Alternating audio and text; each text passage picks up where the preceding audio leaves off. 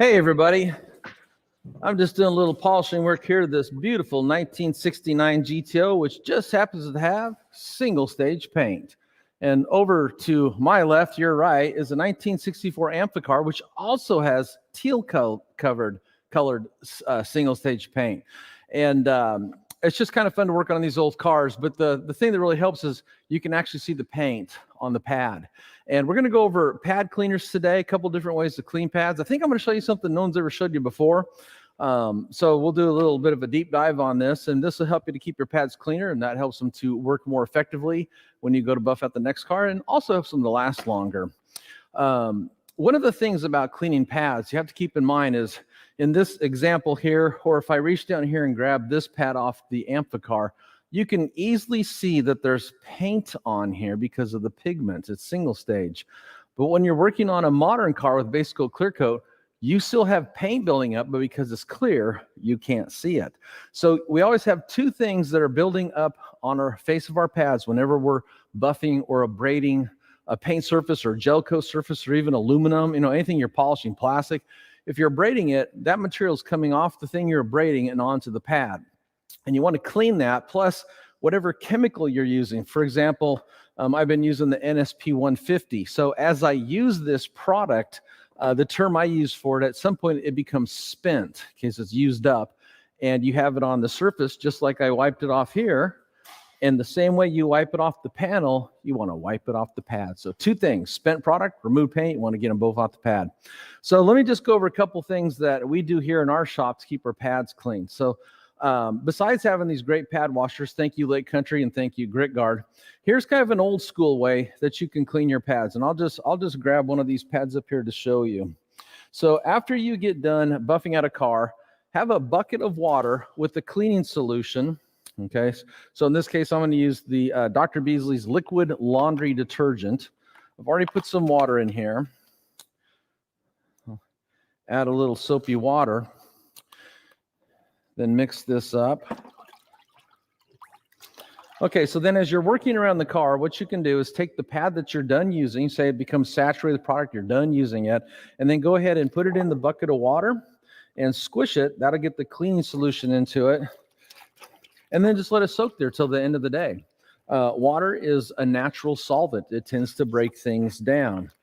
And just by working it a little bit, you can see it starting to loosen up. So you can do that, and then at the end of the day, clean your pads. But that way it's soaking instead of having that compound, that polish, or that AIO drying into the pad, which will make it harder to clean. So you're keeping it moist, you're keeping it wet. So that's one thing you can do. Now, another thing you can do to clean your pad is you can either use let me grab a wool pad here. So you can see the teal paint coming off. This Amphicar came in. I've actually polished out all the scratches in the glass, polished all the scratches out in the back window, and now I'm polishing all the swirls and scratches out of the paint. And compounding it tends to get the paint on here, but you can take a spur, and I'm going to step aside right over here and show you how to do this the correct way. But you want to just take and lock this against your leg, okay, so it's stable. And on these cordless tools, I bring them up to the 6. Take your spur.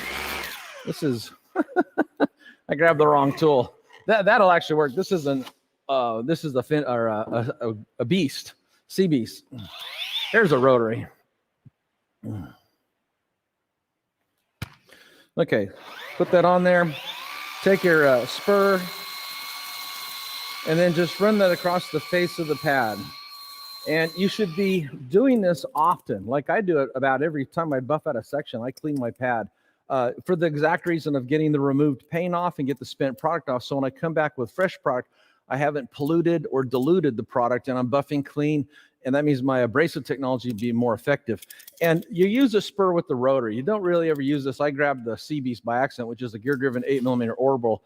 You would never really use this pad on that type of tool. Thus, you would never use this type of pad cleaning spur on that type of tool. You'd use it on a rotary. So there's one way to do it. Then another way to do it, say you're using an orbital or a rotary. Good attachment strength. Okay, as you're working on the car, you can grab a simple nylon brush And they make special pad cleaning brushes, but basically they're just a firm toothbrush with more bristles. Hold that against your leg and then run that over the pad. You can kind of see that paint, that red paint from the GTO kind of peel off there. And this will remove anything that's basically on the surface. So anything, any spent product, any paint residue will get it off. And you could go back to work with this and you'd be working cleaner. You wouldn't be polluting or diluting any fresh product that you use. So there's two ways that you can do that. One is with a nylon brush. The other is with a pad cleaning spur. Now, what you don't want to do is the caveman style. And I meet a lot of guys that do that, and that's with a screwdriver, okay? So if you did that with a foam pad, it would tear up the foam. And if you did that with a wool pad, it just tends to tear up the fibers and destroy the pad as you use it over time. So don't be that guy that uses the screwdriver. Invest $10 and get the pad cleaning spur, especially if you do a lot of wool pad work here. Okay, so that's how to do it if you don't have a pad washer. Clean it with the nylon brush, clean it with a spur, soak it while you're detailing the car. At the end of the day, come back and wash these out really good, and then put them someplace to air dry. Here at our shop, we have an old school Kenmore washing machine. It's the kind with an agitator that goes nuts. And when we're teaching our classes here, we go through so many pads that I don't have time to really clean them one by one. So I let them soak like this and then throw them in the wash machine. They always come out clean and ready to go. I throw them in the dryer too. Okay, so let's take a look at our pad washers. So we've got the Lake Country System 4000, and we've got the Grit Guard Universal Pad Washer. And I just want to tell you that I'm really good friends with both the owners and the employees of both these companies. So this isn't really a one versus the other. I'm just going to show you how both work, and you can decide which one meets your needs. They both have a couple unique characteristics about them, and I'll do my best to explain those. Let's go ahead and start over here with the Universal or the System 4000. Now, I'm going to share something with you that I don't think has ever been shared in a video. At least I haven't seen it, and it's kind of a deep dive, but let me explain how the tools work, then I'll follow up with that on both these tools. So the way this thing works is when you get this, and I've already got this one ready to go. So you can see is what you're going to do is you're going to be coming down here with your polisher. You're going to stick this on here, and you're going to actually push on this. And as you can see from the camera, what it's going to do is this going to inject water into the pad as it's spinning over this cleaning bowl here. This cleaning, I forget what they call this component part, but it's got these ridges on it, so it kind of squeegees the sludge that you create on your pad. The removed paint and the spent product helps it to peel it off of there, and then you basically just run that pad as long as you need to. You can lift the pad up, sling it out through centrifugal force, and then inspect it. If it still needs more cleaning, just go back to some more cleaning. If it looks good, then I would spur it. If it's a wool pad, if it's a foam pad, I would just set it aside to dry. This one here, I haven't put anything in here, so let me just show you how this works. You pull this thing apart, and Lake Country recommends that you put 1.6 gallons of water in here. Okay, so I have already pre-filled a bucket with 6 gallons of water, so I don't got to stop what I'm doing, walk over to the sink. So that's right here. Okay, so here's 1.6 gallons of water. So you would just dump this right into the bucket.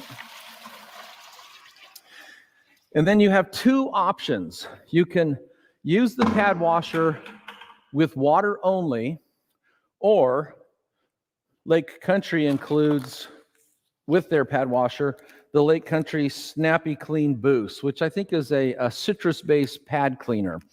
So here's the drawbacks. If you just clean with water only, it's probably not going to clean your pad as good as if you actually have a cleaner in there, but you don't have no cleaner residue left in the pad. If you're using an AIO in a pad washer, then nothing's probably going to work because it's really hard to dissolve an AIO because it has a wax or has some sort of water non-soluble component in it. So this is really best for compounds and polishes. But you have two options: to use pure water or put a cleaner in there. And the thing I want to share with you that I've never seen anybody share before is you could actually have the best of both worlds. You could clean your pad with the cleaning solution, and I'll go ahead and get this mixed up. Cut this off. Pour this into there. Yeah, this is that citrus base. And then you want to mix this thoroughly. Now, you want to use a stir stick. Here I have one right here in my pocket. So stir this up really good. So you just have a thoroughly mixed cleaning solution. slimy.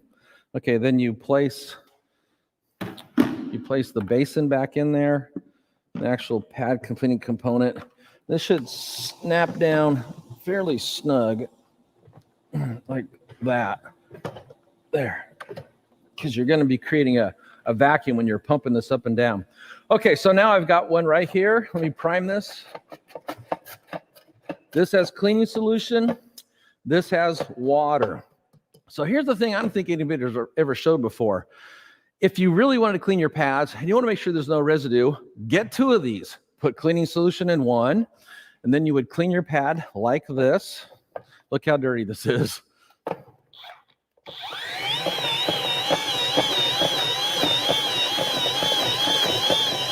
Basically, I'm just pumping this up and down, letting those fibers spin across the top of that thing.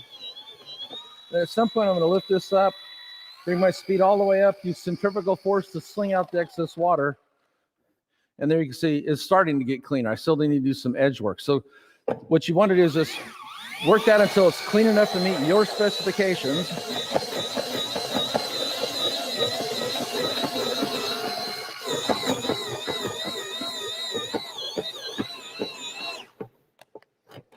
Oops. Oh, dead battery. Oh, live TV. It's okay, I got another one right here.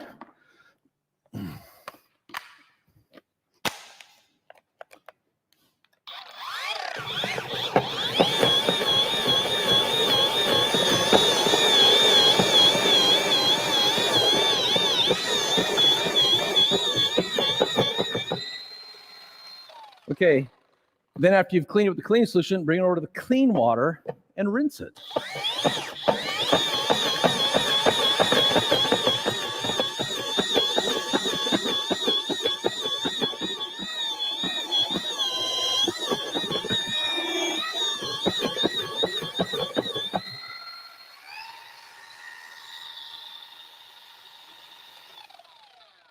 There you go. And then what my normal practice would be is, even though I've cleaned it with liquid, I'd still come back and clean it with my spur just to refluff those fibers.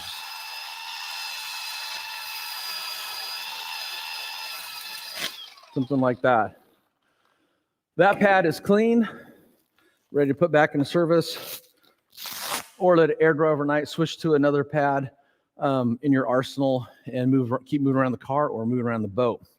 So that's kind of how this system here works. Now, one of the benefits to this is in the design is, as you're creating dirty water from the pad you're cleaning, it's trapped down below in a separate chamber. So you're always just introducing clean fluid to the face of the pad. You can, of course, remove the basin out of here, and then you're just going to be injecting it with whatever that dirty water is. But for some applications, that's okay. If you're just doing some grunge work, you're not really trying to do show car work, maybe it's okay with you that you're not trying to keep clean fluid on the pad at all times. But you do have that option. But I think in a perfect world, if you look at the cost of these 2 tools and the fact that they, for the most part, are never going to wear out, buy 2. Use one as your cleaning solution for cleaning the pad. Use the one with the clean rinse water as your rinse solution. That way you don't have to worry about having a residue left over inside the pad. Okay, so now let's move over here to the Grit Guard pad washer. Okay, so let me show you how this thing works. First of all, let's take off the lid here, the splash guard lid. There is inside of here a Grit Guard insert. And I think you guys all know what this is for. This is for putting in the bottom of your bucket. It traps all the dirt below, and these veins keep the water from swishing around. So as you're washing the car and you dunk your mitt down here, you don't get any dirt that you've moved off one panel that's now on the bottom of your bucket back onto your mitt. So it helps reduce swirls and scratches in the finish. It also has this, I can't get this out because my fingers are wet. Let's see. It has this small Grit Guard insert. And what this is for, there we go. What this is for is to give more cleaning action to the center of your pad, or you can actually place this on different areas on the Grit Guard wherever you want to get more cleaning power, because it kind of works as a squeegee. And you can also use it without it and just put your pad directly against there. So that's the Grit Guard insert and the small insert and how they work. And then let me pull the rest of this out of here and show you what's inside here. Okay, so this is called the Vortex base, and it has these 4 little towers. And what those towers do is there's a cup. This is a pumping cup with a stainless steel spring so it doesn't rust. And these place over the top of this thing. And then you place this thing back down here. It also has these little rubber feet here. So these are important. Don't lose these. What these do is as the pad's spinning is it keeps the Vortex base from spinning. And if you ever lose it, you get a hold of Grit Guard to get your replacements because they do just kind of pop right off. And you should clean your pad washers, nightly, weekly, monthly. I'll tell you, I've been in shops where they haven't cleaned a pad washer for years. They get they get quite the scent going on them. So it's a good idea to clean them. And the longer you go without cleaning them, the sediment that you're taking off your pads will actually build up and become like clay down there. Anyway, so this will drop back down here. But what's going to happen is we're going to add water to this, and you're going to, the same idea with this one, you're going to be pressing against the Grit Guard insert, and it's going to cause these pumps to pump water, the cleaning solution, or just clean water up in the face of the pad as it drags across the Grit Guard insert and squeegees off all that removed paint and spent product. So then the next question is how much water do you add? And years ago, I wrote a how-to article for this. And so I called up Doug Lamb and asked him, because you want to get just the right amount of water.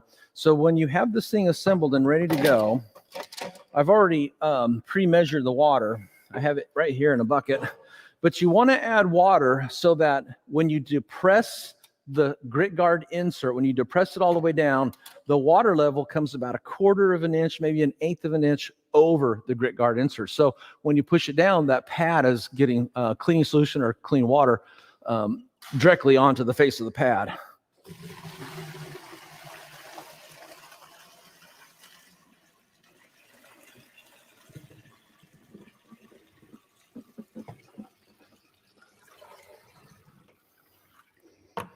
Okay.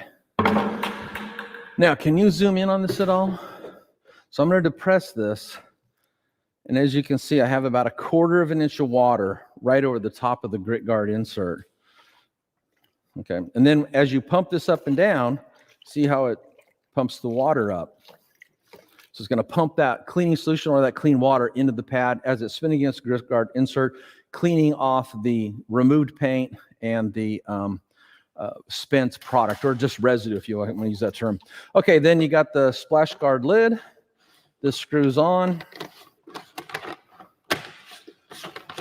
And then the idea being is you can then open this thing up. Let me spin this here. Open this up. Place your dirty pad. Let me grab a dirty pad. Let's try, this has got a gel coat. Okay, so this, we had a boat class here about 2 weeks ago. We sanded down and buffed out a 24-foot Proline or Sportsman center console. And this is what's left over, is the black gel coat from the compounding step. Now, Grit Guard sells a pad cleaning product. This stuff works really good. Comes in multiple sizes. I think you can get 1-gallon refills. I have actually taken, and following that same idea over here, to buy, if you really want to get your pads clean and you don't want to worry about residue in there, buy 2 of these. Put clean water in one, put your cleaning solution in the other one. And I've just taken and dumped about half of this in there, mixed it up, and used that as my cleaning solution. So that is an option. But the way this would work is you would just take this product here, spray down your pad,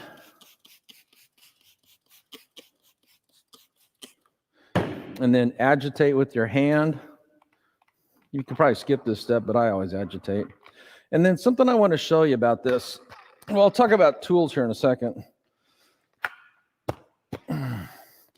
What I find, the way this thing works the best is to actually attach an extension on, like I've got over here. This is actually a Lake Country product. Oh gosh, I can't get that off. I could with a pair of pliers. That's like, I'll switch over. Okay, so here's why. You get this extension on here, and then when you're pumping this up and down, it keeps the body of your tool away from the scratch guard lid, so you get more pumping action without any interference. So get that little 1-inch extension, put that on there, and then this is how this one here would work. close the splash guard lid. Try to keep yourself clean. And pump this thing up and down. I may have just a little bit of extra water in there, but it'll still work. Then bring this up, let it spin, flush out some of that water through centrifugal action. And there you go, clean pad. And again, in the real world, I would take a spur and further dry this just by spurring it.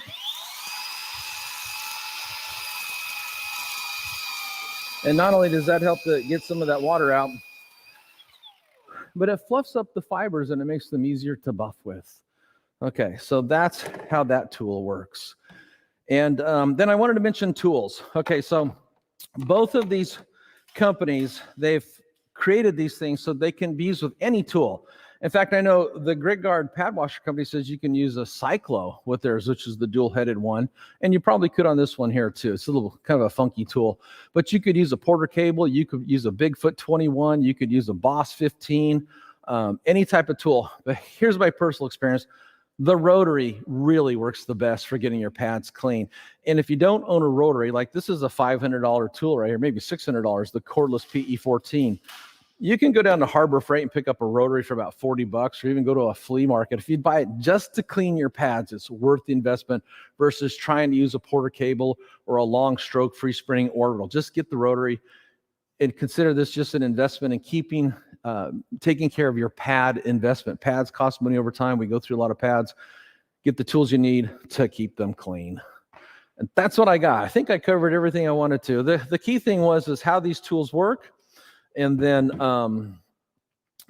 my thought on if you really wanted to clean pads, have a dedicated one for the cleaning solution and have a rinse one for just doing dedicated rinsing.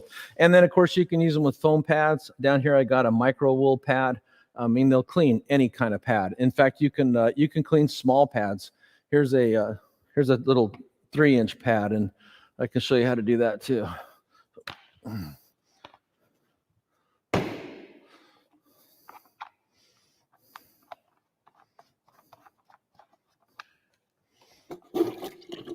And this is something I also wanted to point out, that this has a unique characteristic in that it's designed so that you can actually clean your pads and never reintroduce the residue that you're taking off back to the pad because it separates it through that dedicated basin.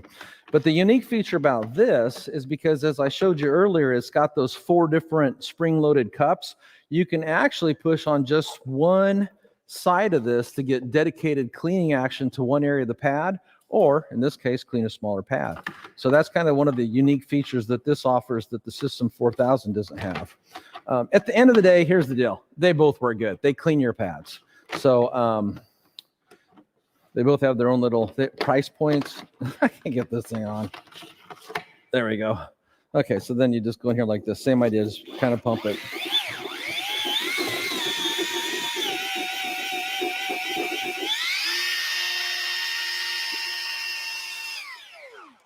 Boom, clean.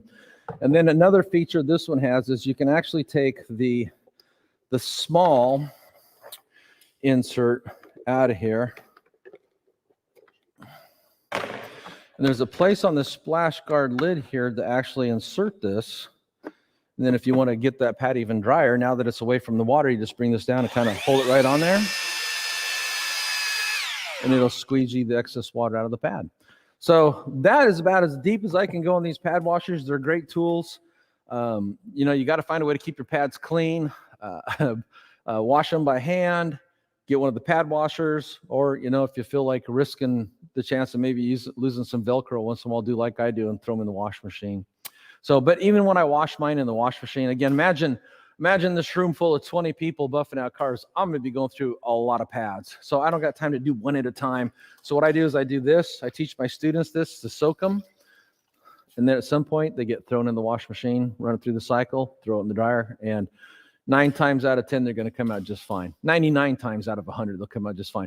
Once in a while, I lose a Velcro. You should always check with the manufacturer of the pads, see if they recommend machine washing. If they don't, then follow their instructions. If they say you can, because some companies do, then you can feel comfortable throwing them in the wash machine. That's what I got, Victor. All right, thanks, Mike. So let's take a look at the chat, see what people have been saying. We've got Mr. First from Puerto Rico, Umberto, here as always, ready to roll. Good to see you, Umberto. Got Optical Clarity Detailing.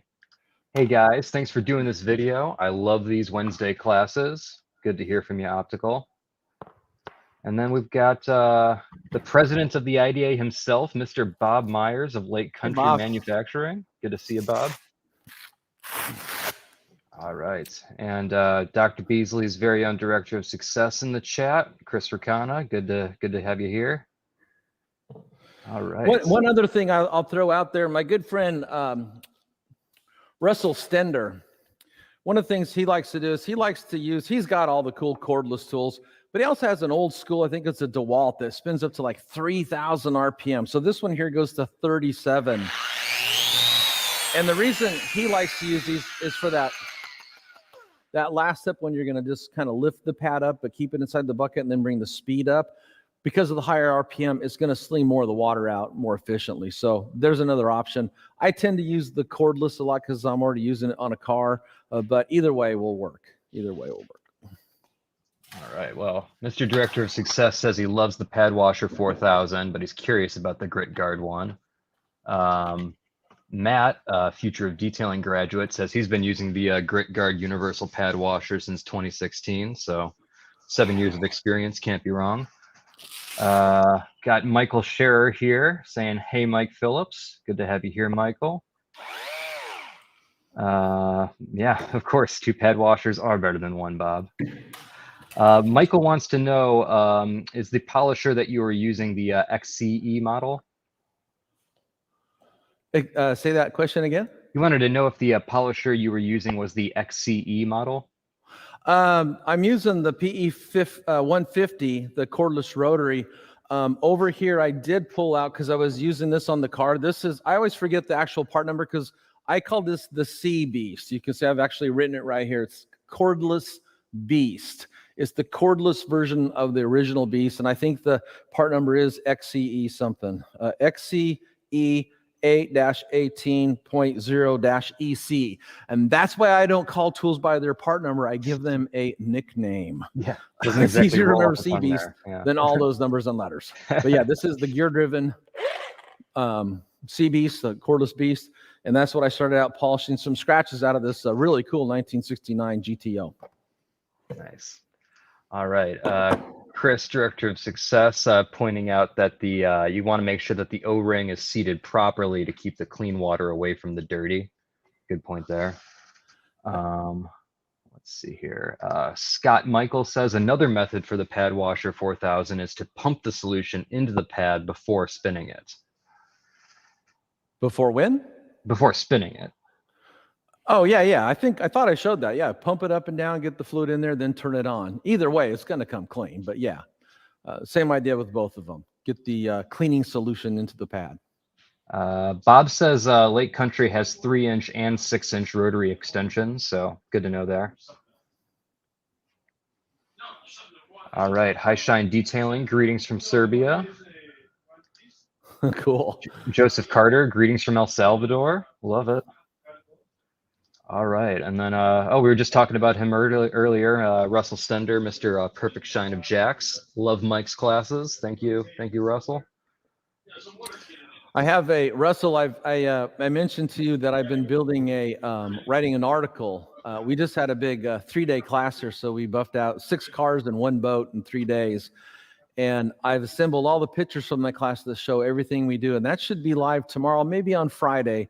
But of course, there'll be pictures of the beautiful 1965 Ford Galaxy that you brought for that class to learn how to dry sand by hand, dry sand by machine. And I'm happy to say that thing came out flawless. So thank you, Russell. Very nice. Oh, we got Grit Guard in the chat. Thank you, Mike. Great educational video. Also makes a great Christmas gift to any detailers on your list.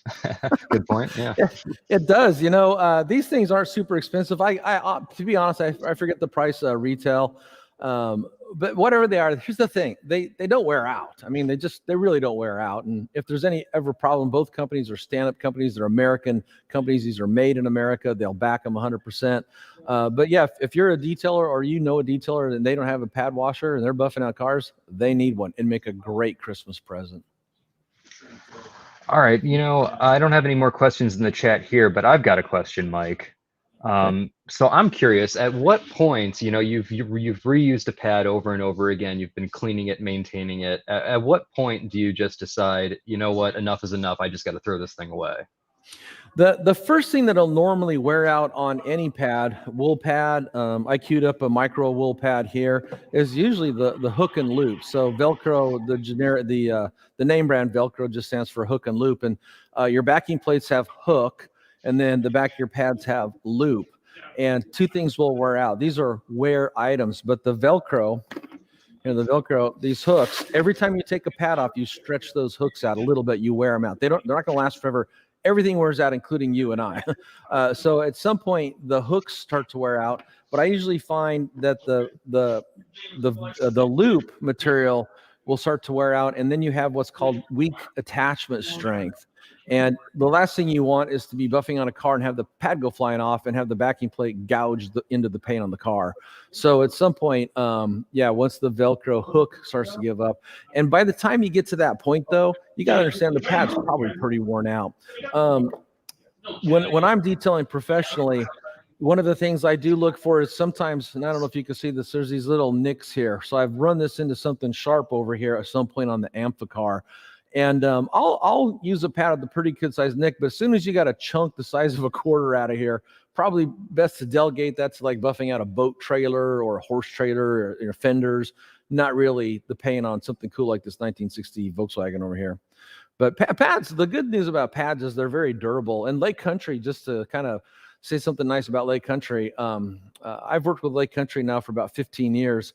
And one of the things they told me is a lot of people think this is a foam pad. It is a foam pad, but there's actually, this is a foam formula, okay? And so they can add different ingredients to the foam itself to modify the characteristics. So it's not just like camera case foam. There's some science behind the foam. And of course, then you have different shapes, different porosity. And as I like to show people, a sharpness or a softness, like a lot of times you can tell a cutting pad, if you don't know the color code for the company of the pad you're using, just to run your hand across the pad and feel how sharp it is and how dense it is, that tells you it's a cutting pad. If you grab another pad and it's very soft, then you know that's a finishing pad, and polishing pads are somewhere in the middle. But pad technology has really come a long ways. Pads, you really get, as long as you're cleaning them, you get a lot of life service out of them. But to your question, it's usually the hook side of the pad that wears out before the actual working surface. Gotcha. All right. Well, I don't have any more questions right now, but I know we do have a big slate of classes that just got announced, including one that I think is coming up in January. Did you want to talk about that at all, Mike? Yeah, so starting in 2024, anybody that wants to take a real hands-on detailing class, and there are no chairs. In this article that I've written that'll be posted this week, it'll be up on the Dr. Beasley's blog and up on my forum. There's actually one lunch break that I captured a picture of, and everybody's sitting on the ground next to the wall here because there's no chairs. We teach too many tools, too many topics, too many products, too many techniques to have you sitting in a chair. If you want to sit in a chair, there's a lot of classes out there that got chairs. Go take one of those classes. If you want to come and you find you're the kind of person that learns better with the tool in your hand, learning by doing, then you're going to love these classes. They're all hands-on. But we have a one-day class come up, which the focus is on paint correction and ceramic coatings. We're going to include extreme prep wash because the foundation for the end result starts with the great wash job. And I teach a lot of topics in washing. It's not just running a mitt over the car. We do machine scrub cladding. We do machine scrub tires. We do the wheels, of course, wheel wells, wet wash engine detail. I try to bring in convertible tops that have canvas, so you learn the correct way to clean a canvas top, and then also how to protect a canvas top. Topical glass polishing before you wash the car, so you say it's all about save and assess headlight correction. So don't be fooled into thinking that a wash job is like, hey, I know how to wash a car. Because usually when I bring people to this class and I show them an extreme prep wash, they learn something. There's something to be learned. And you're going to see that in this article I'm posting this week, the pictures from that class and the extreme prep wash. But we're going to cover stream prep wash. Then we're going to cover multiple step paint correction. So I'm going to bring in 2 really jacked up cars, swirls, scratches, horrendous. And we're going to go over a dedicated paint correction step using wool pads on a rotary polisher. In fact, the first tool you use in any of my classes is wool pad on rotary to learn how to do the correction step fast, get it over with, get it complete. And then we'll follow that up with orbital. Then we'll go over the correct techniques for installing a ceramic coating. Then we're going to jump, after those 2 cars are done, we'll do all the finishing steps, dress the tires, any mold, dress any plastic molding, things like that. Then we're going to bring in 2 more cars that aren't as in bad shape, and we're going to go over 1-step paint correction. And these different types of paint corrections are actually, they're kind of designed for people that have a detailing business. So when someone brings you a car, maybe it's really jacked up, but they don't have the budget for your multiple step package. So to sell them a single step package. If you're just a car owner and you have a daily driver and you don't really care to get every single swirl and scratch out of it, then you would use a 1-step program. But if you're an enthusiast, a car owner, you got a black Corvette, it's got a lot of neglect, you really want to make it look good, then you'd want to do the multiple step process because you're going to get the best results. So the class is really designed to give you all the tools you need to take from neglected to respected, and but they're a lot of fun. We cover the glass polishing, the engine detailing, and it's all hands-on. I like to start these classes early at 7:30. And we probably won't be done till 5:30. There are no real breaks. There is a lunch break, but they're very hands-on classes, and people really like them. And I bring in really cool cars like this for you to train on. But that's coming up Saturday, January 20th. And if you purchase that class right now or before December 25th, Dr. Beasley's is going to take $100 off. So that's $495. If you wait till after December 25th, then it goes back to the original price, which is $595. And like Doug Lamb called in and said about giving one of these as a gift, if you're watching this and you know a person that would really like to take a hands-on detailing class, this would make an awesome Christmas present. And we hold these classes right here in sunny Stuart, Florida, in our big operating rooms, very clean, sanitary, tons of power, air conditioning, everything you need to hold a 5-star detailing class. No PowerPoint, no chairs, no sitting, all hands-on. But yeah, Victor, that's coming up January 6th. And then, of course, you can go find the rest of the schedule for the rest of the year. I think we got 10 more classes, 4 more after that one taking place here in Stuart, 2 or 3 in Chicago. We got one in California, one in Wisconsin. I think there's one in either Pittsburgh or Pennsylvania. So go up to drbeasleys.com, look for a text link that says detailing classes, click on that, and you can get more information. Awesome, Mike. Well, I don't have anything else in the chat, so unless you had anything else, I think we can wrap things up for today. I went ahead and stuck a micro wool pad on here because I cleaned foam, I cleaned wool, but this is the Lake Country micro wool pad. And I just thought I would take and run this over to the System 4000 and see if we can get any of that teal paint off there. And like the caller mentioned earlier, I'm pumping first, getting that cleaning solution all over that pad. Now we'll go ahead and run this at a low speed.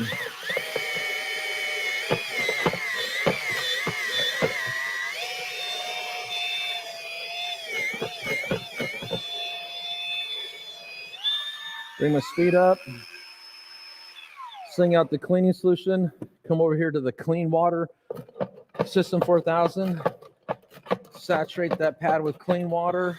Now I'm rinsing it. Bring my speed up, let some of that water just kind of spin out of there. Boom, look how clean it got that pad. Okay, so, and this is one of those things where, like the first time you use it, you might be kind of nervous, but once you clean a couple of pads, it's really not that complicated. Heck, I think I got a video from a TV show called Two Guys Garage showing this that dates all the way back to 2009. So been using these for a long time. They're must-have tools for detailing, must-have, especially boat detailing. Gosh, you've got to have a pad washer for boat detailing. You peel so much oxidized gel coat off the outside of a boat on a wool pad. And here's what happens. If you don't clean the pad, No, in any fashion, and you just keep adding more compound or polish to the pad and then buffing, you pollute the fresh product, you dilute the fresh product, and the resulting residue that you now got to come back and wipe off will be stickier. That's going to wear you out. So it just makes good sense to clean your pads often. Awesome. Well, anything else, Mike? I think that's it. You know, Yancey was out of town this week, but he'll be back next week. And I haven't got a topic yet, but I think, and I'm not sure, I'll try to confirm it today or tomorrow or Friday, but I think we're going to have a 2020 black Hertz Camaro that is trashed.